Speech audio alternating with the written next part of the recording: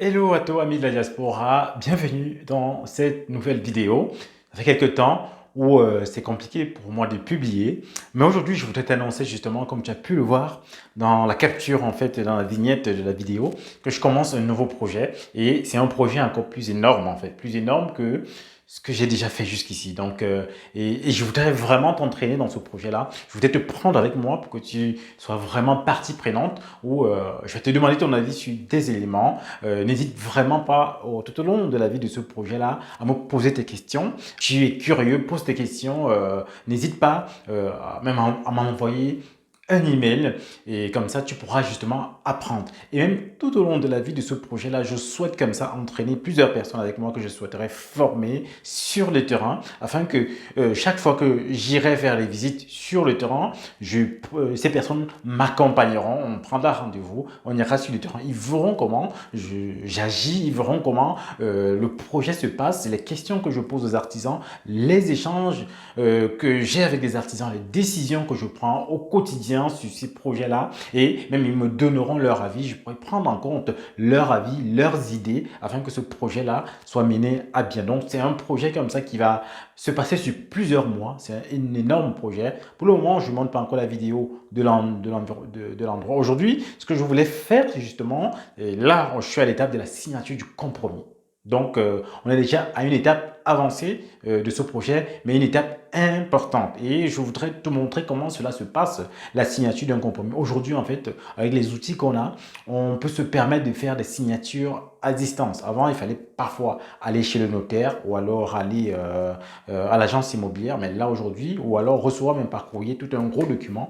Mais là, aujourd'hui, ça se passe sur mon ordinateur, la signature du compromis. Donc, je vais terminer sur mon ordinateur, que tu puisses voir comment je procède, les éléments que je parcours en fait dans ce document-là, les points d'attention à voir et comme ça pouvoir aussi savoir ce qui t'attend demain quand toi tu auras à faire une offre d'achat et que derrière il y aura un compromis à signer. Donc tu pourras apprendre comme ça comment ces choses se font. Donc reste connecté vraiment jusqu'au bout et après ça justement tu pourras avoir même des questions, mets-les en commentaire, comme ça on pourra échanger et aussi la communauté pourra en bénéficier en fait des réponses que j'aurai à donner. Donc reste connecté, on va directement sur mon écran afin que tu puisses voir comment se passe la signature d'un compromis. À tout de suite.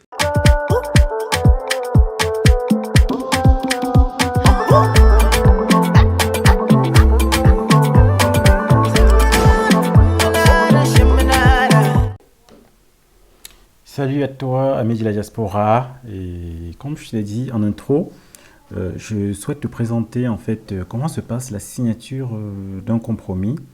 Donc là, je suis sur un nouveau projet. Donc c'est un projet que je commence.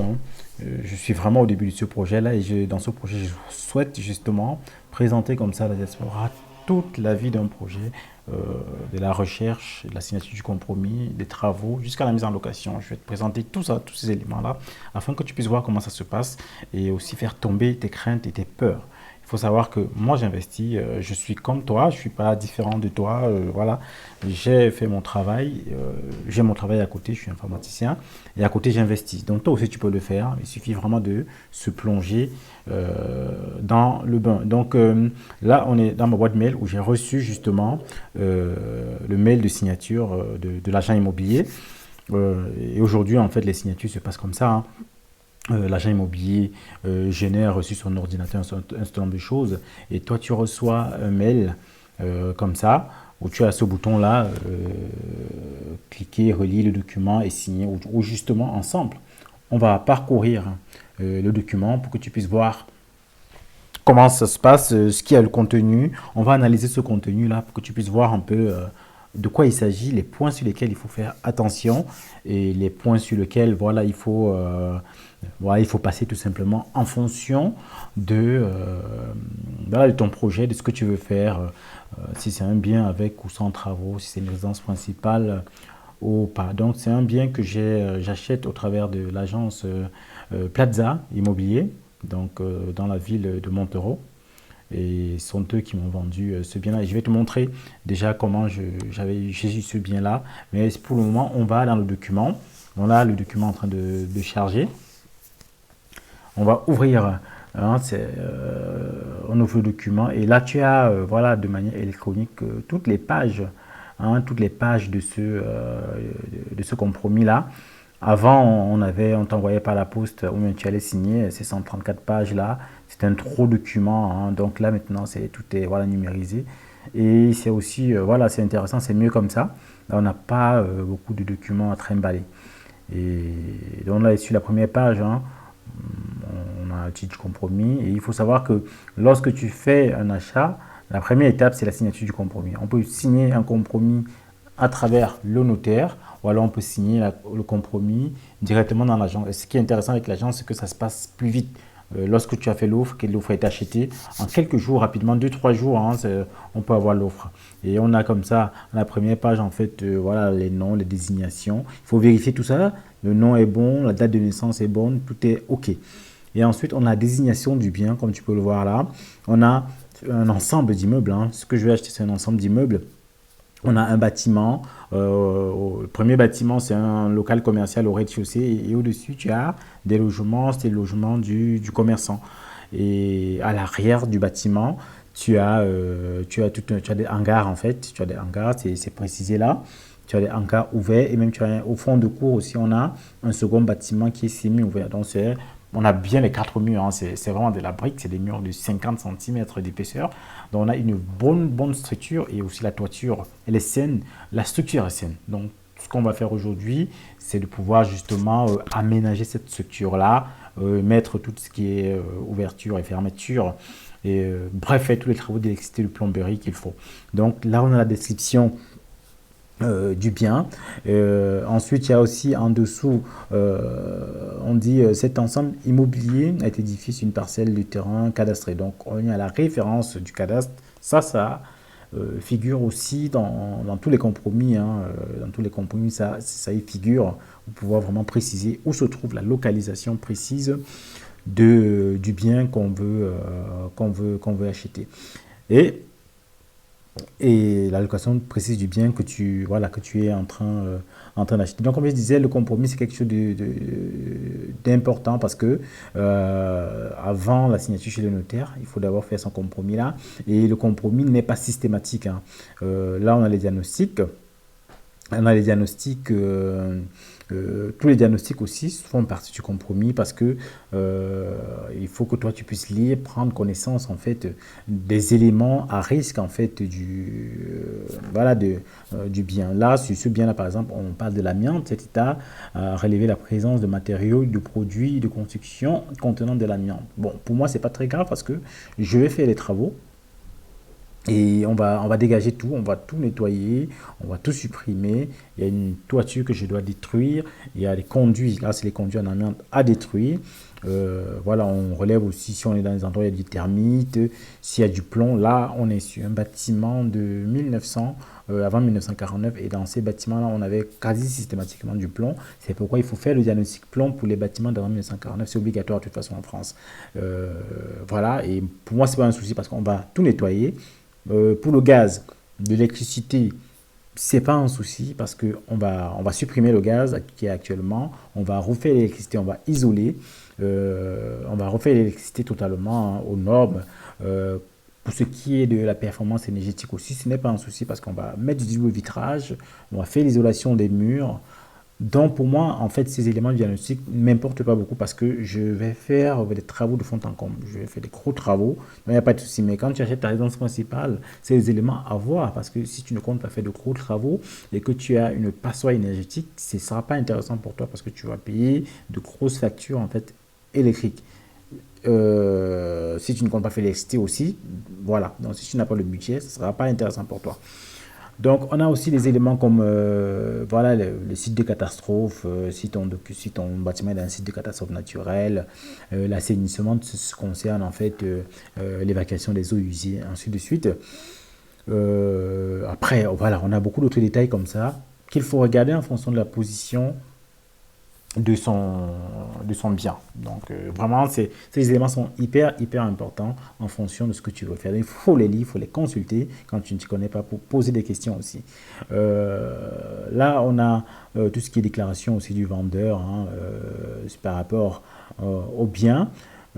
On a aussi les conditions générales de vente, parce que là, on fixe en fait tout ce qui est remboursement, parce que quand on fait une vente, cela m'est déjà arrivé dans mes précédentes ventes, hein, où je fais un chèque, le notaire me demande de faire un chèque au vendeur. Pourquoi? Parce que lorsque tu as par exemple une taxe foncière, une taxe d'habitation, lorsqu'on a acheté, là on achète au mois de juin, chez le notaire, la partie, là on stipule en fait que du début de l'année jusqu'à l'achat, c'est le vendeur qui va payer cette taxe et toi tu vas payer le restant de la taxe. Donc il faut faire une compensation. Parfois on peut négocier aussi, c'est les éléments que tu peux négocier avec le vendeur pour lui dire bon, tu les payes, moi je vais pas, j'ai pas à te rembourser quoi que ce soit. Donc tout ça, tu peux négocier ça.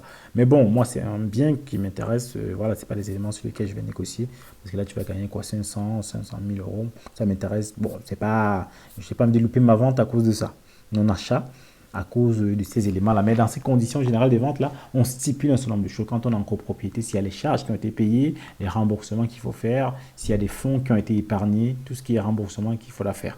Dans les conditions, c'est là-dedans qu'on stipule tous ces éléments-là. On a la partie conditions financières, où on précise le prix, hein, c'est un bien que je prends à 129 000. Et ensuite, les frais d'acte, hein, ça, ce qui sont les frais de notaire, les frais d'agence qui sont les frais de l'agence, hein, que je paye. On définit aussi le coût prévisionnel des travaux. Donc là, on fait un prévisionnel qu'il faut pouvoir essayer de respecter au maximum. On définit le prêt à prendre. Là, c'est 229 600, ça c'est le prêt que je dois prendre, un maximum. Après, je peux demander plus si je suis sûr que ça va passer, sans ne pas demander plus. Mais il faut savoir que si tu demandes plus, en termes de clause suspensive, ça pourra bloquer, en fait, t'empêcher, en fait, d'utiliser ta demande, ton refus de prêt comme clause suspensive. Donc là, on a un élément qui est très important, que je vais verser une somme de 6 000 euros. Cette somme-là, en fait, c'est un peu comme une caution. En fait, en France, tu dois déposer à peu près 10% maximum, hein, du prix d'achat. Et moi, j'ai demandé à déposer 5%. Moi, je pouvais déposer plus. Si le vendeur me l'exigeait, je l'aurais fait parce que c'est un bien que je tiens à avoir. Et donc, c'est un montant que le vendeur a déposé. Sur mes précédentes ventes, bah, non, je ne l'ai jamais fait. Mais là, le vendeur a demandé cela, mais bon, moi, ça ne me dérange pas. C'est pourquoi il faut avoir du cash à côté. Là, quand tu as de tels projets, si tu n'as pas, bah, le vendeur, il peut bloquer parce qu'il n'est pas super intéressé. Mais là, comme j'ai du cash, bah, il m'a demandé ce montant-là, voilà, je l'ai mis, je vais le mettre parce qu'il faut le déposer 15 jours après la signature. Donc, à partir d'aujourd'hui, dans les 15 jours ouvrés, lorsque la vente sera confirmée, je dois faire un virement, je crois, chez le notaire de cette somme-là. C'est un séquestre à virer chez le notaire. Donc là, on a les conditions de financement qui sont définies, hein. On définit les conditions de financement, on définit aussi les conditions de non-réalisation, tout ce qui est clause suspensive. Parce que si tu peux mettre comme quoi, si je n'ai pas mon prêt, on arrête la vente. Si je n'ai pas l'autorisation de la mairie pour faire ceci et cela, on arrête la vente. Moi, je me suis déjà rassuré d'un certain nombre de choses, donc je n'ai pas besoin de ça avec la mairie parce que c'est une mairie que je connais, donc je sais déjà ce que je veux, je sais déjà les autorisations que je dois avoir. Loi de préemption, c'est dans certaines mairies, c'est à connaître. Et, tu peux vouloir acheter un bien et finalement, c'est là te passe sous le nez parce que la mairie, en fait, a choisi de préempter le bien, c'est-à-dire d'acheter à ta place parce qu'elle a le droit, elle est prioritaire en fait sur tout le monde. On a ces éléments, c'est une nouvelle rubrique qui est maintenant mentionnée en surveillance d'une crise sanitaire parce que en termes de Covid, s'il y a un confinement serré et tout, il y a des choses qu'on ne pourra plus faire. Donc cela pourra retarder la vente. Donc, mais tout cela est bien marqué, bien défini afin que voilà, personne ne soit surpris. Faculté de substitution, ensuite, là, qu'est-ce qu'on dit là? Là, simplement, tout simplement, c'est que quand tu achètes, tu peux mettre cette clause-là pour te permettre derrière de changer. C'est-à-dire que moi, j'ai acheté un nom propre là, signé le compromis un nom propre, mais je peux demain changer par une SCI avant la signature chez le notaire, ou même demander à faire intervenir, de donner à mon frère ou à un ami ou à quelqu'un d'autre qui peut être intéressé, qui vient acheter à ma place. Donc, c'est un peu ça. Qu'est-ce qu'on a d'autre? Pouvoir de rétractation. Voilà, tu as la possibilité de rétracter, hein, sous une certaine durée, sous certaines conditions. À lire, c'est les éléments à lire, à lire, à lire, à lire. Donc là, le vendeur a déjà signé. mon épouse aussi déjà signé, donc il manque ma signature. Hein, il manque ma signature, mais il faut pour cela aller tout au fond, tout au fond, tout au fond du document. Donc on va descendre, hein. On va descendre tout au fond parce que le bouton, tu vois, le bouton signer n'est pas encore, n'est pas dégrisé. Donc tant que je ne suis pas allé, c'est comme ça que ça a été développé la solution, je ne suis pas allé jusqu'au fond, qui signifie bon, que j'aurai consulté tout le document. Le bouton ne sera pas dégrisé. Donc là, on parcourt comme ça. Tu as tous les diagnostics que tu parcours pour pouvoir arriver au fond. Là, on est sur les diagnostics au plomb. Oui, ça, c'est les diagnostics au plomb que tu parcours, que tu descends, descends, descends, descends. Voilà. On y va, ça charge hein, parce qu'il y a beaucoup, beaucoup de pages. On a 111. On n'est pas loin de la fin. Oui, là, on est à la fin. Là, le bouton s'est dégrisé, comme tu vois. Et voilà, je voulais préciser aussi que ça, c'est une succession. Donc, on achète dans le cadre d'une succession. Ça, c'est un document du notaire lié à la succession. C'est dans ce cadre-là. On a eu une petite négociation. Oui, j'ai aussi oublié de préciser. C'est un bien, là tu l'as vu à 129, mais c'est un bien qui était à la base à 139. Là, on a négocié de 10 000 euros. Hein. On a baissé de 10 000 euros. Et voilà, il s'est passé... non, c'était à 149 et là, on le prend à 139. Et là, tu as aussi dans les documents la parcelle cadastrale qui est très importante. Donc, tu vois, toute la longueur, là, c'est le terrain. Donc, ça nous permet de créer des parkings comme ça. Là, derrière, c'est les hangars et à l'avance sont les logements. Donc, on a aussi le fait que c'est dans une zone inondable, comme tu peux le voir là. Tout ce qui est en bleu, c'est la zone inondable, mais je connais la zone, hein, donc il n'y a pas de souci pour moi. C'est pourquoi il faut connaître son marché et de telle manière que voilà, quand tu tombes sur un bien, parce que tu connais ta zone, tu connais ton environnement, voilà, tu ne te poses pas mille questions par rapport à quelqu'un qui découvre tout ça pour la première fois. Donc là, on va signer, on va lancer la signature et je vais recevoir un code sur mon téléphone. Je vais te faire une capture d'écran de mon téléphone, ça marche, on clique dessus, ça vient. Je vais recevoir, il y a une fenêtre qui doit apparaître. Voilà, on a la fenêtre là. Oui, j'ai reçu le code sur mon téléphone, sur le numéro qui est affiché là. Je reçois le code et c'est un code que je dois rentrer, que je dois saisir. Donc, je vais mettre la capture d'écran pour que tu puisses voir à quoi ça ressemble. Le code reçu, donc on va saisir. Hein. On va saisir. Voilà, on saisit le code, on vérifie que tout est bon. Voilà, et même avant de signer, il y a l'option hein, de laisser le nom écrit ou bien de dessiner en fait ta signature. Là, j'ai un écran tactile, je peux bien le faire, mais bon, tous les autres l'ont fait, ont laissé leur nom comme ça. Bon, pour que ce soit cohérent, je vais laisser comme ça. Allez, on va signer. Voilà, c'est bon. Signature a été bien prise en compte. Voilà, votre signature document a été prise en compte. Super. Vous pouvez fermer cette fenêtre. Ok, donc là, comme tu vois, ça s'est passé assez simplement. La signature est venue d'un compromis. Ça se passe rapidement. Hein. Si tu as déjà lu le document, on va voir dans la boîte mail. On va recliquer dessus pour voir justement s'il peut régénérer la signature, mais ce qu'il va me dire. Donc là, ça charge. Il va nous préciser les conditions.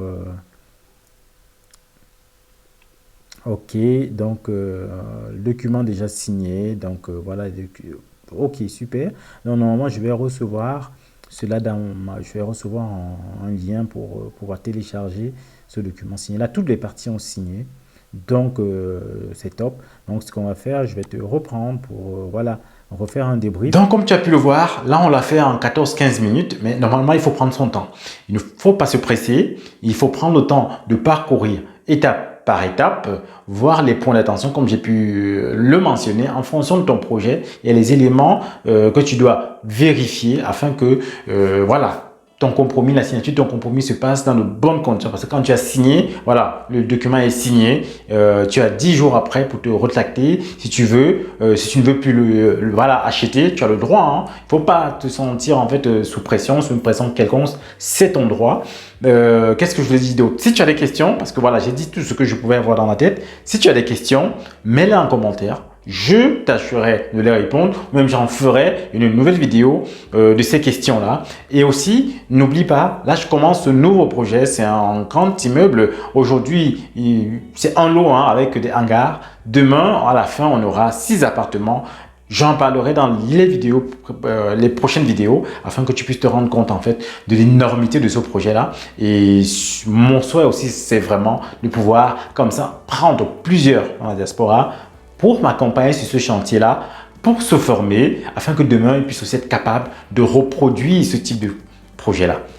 Voilà ce que je pouvais dire sur ce projet-là. Si tu es nouveau, n'hésite pas, abonne-toi, c'est gratuit. Partage aussi la chaîne, si tu connais des personnes qui sont intéressées par l'investissement immobilier, partage. Ça pourra, voilà, le contenu que je partage ici pourra être intéressant pour eux.